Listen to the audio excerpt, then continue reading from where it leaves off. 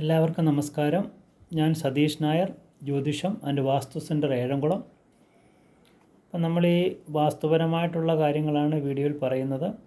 പിന്നെ എല്ലാ സാധാരണ ജനങ്ങൾക്ക് മനസ്സിലാകുന്ന രീതിയിൽ എന്തൊക്കെ കാര്യങ്ങൾ നമ്മൾ വാസ്തുവിൽ ശ്രദ്ധിക്കണം എന്നതിനെ പറ്റിയാണ്. അപ്പം നമ്മൾ ഒരു ഗ്രഹം പണിയുന്നതിനെ പറ്റി ഏകദേശമായിട്ട് ചില കാര്യങ്ങളൊക്കെ കഴിഞ്ഞ വീഡിയോയിൽ പറഞ്ഞിരുന്നു. കാരണം അതിന് സ്ഥാനം കാണുന്നതും ചുറ്റുമതിൽ കെട്ടുന്നതും ഗേറ്റിൻ്റെ സ്ഥാനങ്ങളും ഇതൊക്കെ നമ്മൾ കഴിഞ്ഞ വീഡിയോകളിൽ ചർച്ച ചെയ്തതാണ്.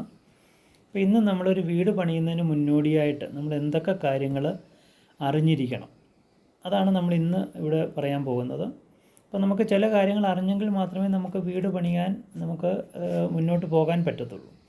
അപ്പോൾ ആദ്യം നമുക്കൊരു ഭൂമി ഉണ്ടെങ്കിൽ നമ്മളവിടെ ഒരു ഗ്രഹം പണിയാൻ നമുക്ക് ആദ്യം വേണ്ടത് ഒരു പ്ലാൻ തയ്യാറാക്കുക എന്നാണ്. നമുക്ക് ഉത്തമമായിട്ടൊരു പ്ലാൻ നമ്മൾ തയ്യാറാക്കണം.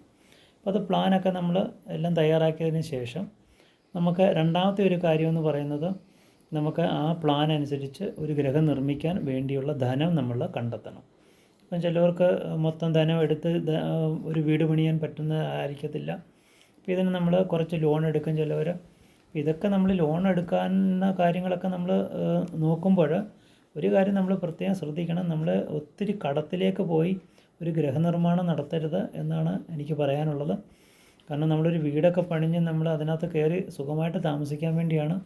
പിന്നെ നമ്മൾ ജീവിതകാലം മൊത്തം നമ്മൾ ടെൻഷനും കാര്യങ്ങളുമായിട്ട് നമ്മുടെ ജീവിതം തന്നെ കടന്നു പോകുന്ന സ്ഥിതിയാണ് പലതും നമ്മൾ കാണാറുള്ളത്. അപ്പം നമുക്ക് അനുയോജ്യമായിട്ട് നമുക്ക് എത്ര ധനമുണ്ട് ആ ധനത്തിന് അനുസൃതമായിട്ടുള്ള ഗ്രഹം പണിയുന്നതായിരിക്കും നമുക്ക് ഉത്തമം എന്ന് പറയുന്നത്. അപ്പോൾ അതിന് നമുക്ക് കുറച്ച് പൈസ നമ്മുടെ കയ്യിലുണ്ടെങ്കിൽ കുറച്ച് പൈസ നമുക്ക് ലോൺ എടുക്കാം. മൊത്തം പൈസ ഉള്ളവർക്ക് ആ രീതിയിൽ നമുക്ക് വീട് പണിയാം. അപ്പോൾ ഇതൊക്കെ ധനം നമ്മൾ കണ്ടെത്തുക എന്നുള്ളതാണ് നമുക്ക് പ്രധാനമായിട്ടൊരു കാര്യം. അപ്പോൾ അതിനനുസരിച്ചിട്ട്, കാരണം നമുക്ക് ധനമൊന്നുമില്ല, നമുക്ക് 1 കോടി രൂപയുടെ വീട് പണിയണം എന്നൊക്കെ പറഞ്ഞുകൊണ്ട് നമ്മൾ 1 കോടി രൂപ കടമൊക്കെ ഉണ്ടാക്കി വീട് പണിയുമ്പോൾ അത് വീട്ടാനുള്ള കാര്യങ്ങൾ, കാരണം മനുഷ്യനാണ്, ജോലിയൊക്കെ ചെയ്യുന്നവരായിരിക്കും, പക്ഷേ അവർക്കൊക്കെ എന്ത് സംഭവിക്കുന്നു മുന്നോട്ട് നമുക്ക് പറയാൻ പറ്റുന്ന കാര്യമല്ല. ഇതൊക്കെ നമുക്ക് പറ്റുമെങ്കിൽ മാത്രം നമ്മൾ അങ്ങനെയുള്ള കാര്യങ്ങളൊക്കെ ചെയ്യണം. അപ്പം ആ ഒരു കാര്യം നമ്മൾ പ്രധാനമായിട്ട് ചിന്തിക്കേണ്ട ഒരു കാര്യമാണ്. നമ്മളൊരു ഗ്രഹം പണിയുന്നത് നമ്മുടെ എല്ലാം ആഗ്രഹമാണ്. കാരണം ജീവിതത്തിൽ സന്തോഷം പ്രദാനം ചെയ്യാൻ വേണ്ടിയാണ് ഒരു ഗ്രഹം. അപ്പോൾ അതിൽ കയറി താമസിക്കുമ്പോൾ സന്തോഷത്തോടെ താമസിക്കാൻ വേണ്ടിയാണ് നമ്മൾ വീട് എന്നുള്ളൊരു സങ്കല്പം എല്ലാ മനുഷ്യരും ശ്രമിക്കുന്നത്.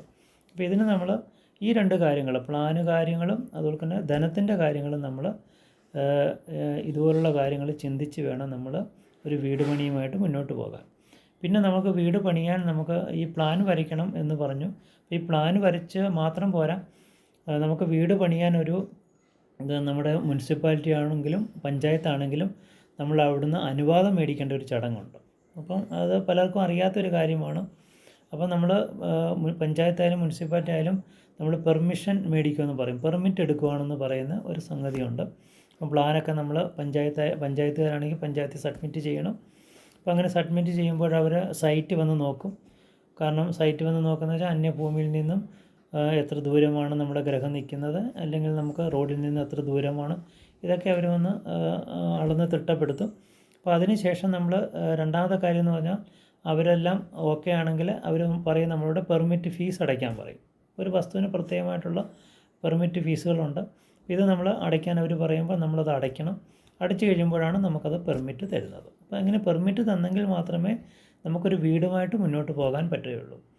അപ്പം 3 കാര്യങ്ങളിൽ നമ്മൾ ശ്രദ്ധിക്കണം. നല്ലൊരു പ്ലാൻ വരയ്ക്കുക. രണ്ടാമത്തെ കാര്യം നമ്മൾ ആവശ്യമായിട്ടുള്ള ധനം കണ്ടെത്തണം.